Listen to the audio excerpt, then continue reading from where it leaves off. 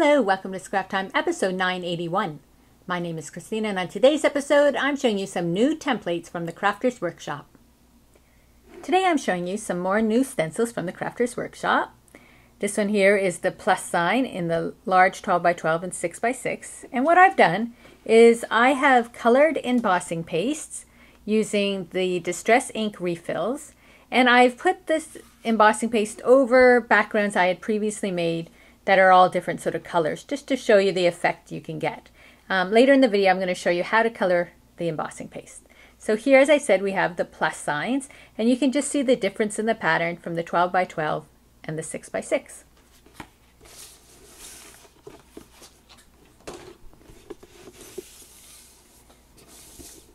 So this is a really sort of neat stencil, but as you can see, there's little bits. So I think this stencil would be great as sort of the final layer on a project or that.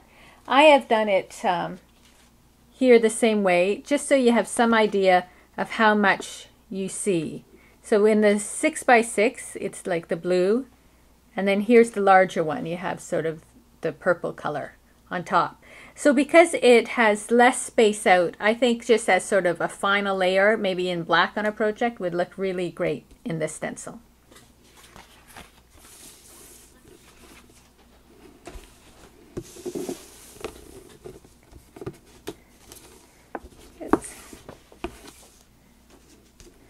So this is sort of a neat stencil, the whole little square design.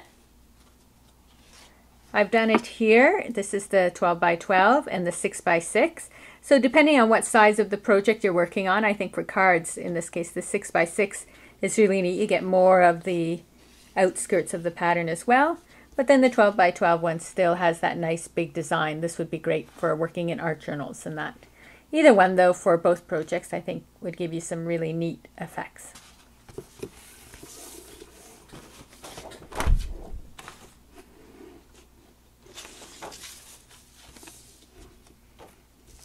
Here we have sort of a lace pattern. It goes like this. We have big chunks of sort of like ratty lace and then sort of the edges. So for this card, I just put it all on.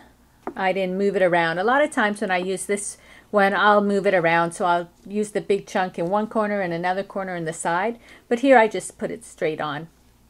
So you can see the different designs there. And then this was the one big piece of lace. So you can see how with these little, as if the lace has been torn, you get the bigger areas.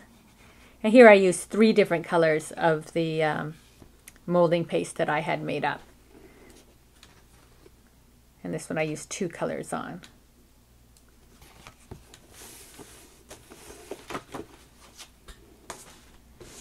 And then finally there's this great sort of like under the water pattern. And here we have the 12x12 pattern. So you still get a lot of different patterns onto your card. And then I really like the look of this one. The background was all these different colors, and then just by adding, I added I think some blue and purple on top with the embossing paste. I got this really great final look of a design. So by adding colored embossing paste on top of these like crazy backgrounds, you can get some really interesting textures and looks for your cards or your art journal layouts.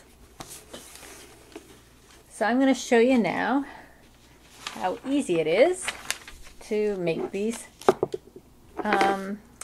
colored molding paste. You can use, of course, embossing paste, modeling paste, texture paste, molding paste. It's all the same idea.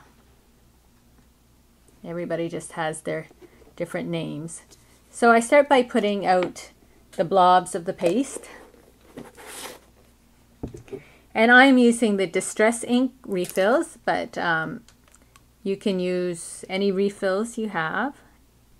You really don't need, I used a lot of color. You probably only need a couple. So depending how intense you want your colors, depends how many drops you want to put on there. Then with your palette knife, you can just blend it together. So you can see with those 2 drops how beautiful of an orange I got. When I did my samples, I think I used more ink, and so the colors are a lot darker. But I think the 2 drops for that amount, that's a really nice orange there. And then we'll mix up this pink.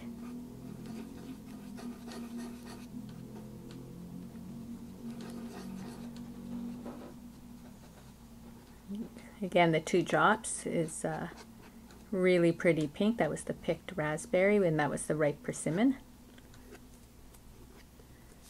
Okay, so I have this background I've done here. I think this was with dilution spray inks. And I'm going to take this sort of C one here. And so you just pick up the color and put it right over top. I'm going to sort of blend the 2 colors.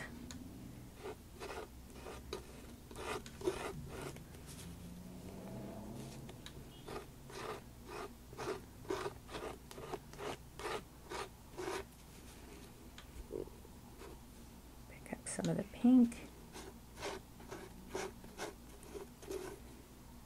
And even when you put the paste over top one of another, they will blend a bit.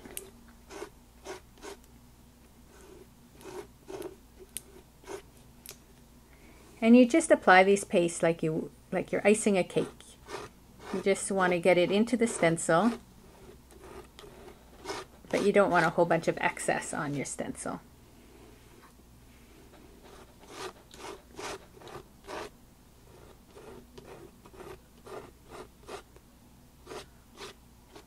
Just sort of like that. And then you want to make sure you clean off your stencil, because if there's any paste in those areas, it will dry there. And here we have the orange and pink on top of that background. And you can see it just adds a really neat another layer to your project with some interesting design and color. And then once this dries, it will have that nice texture to it. And that's how easy it is to just color your molding pastes and put them through one of these fabulous Crafters Workshop stencils.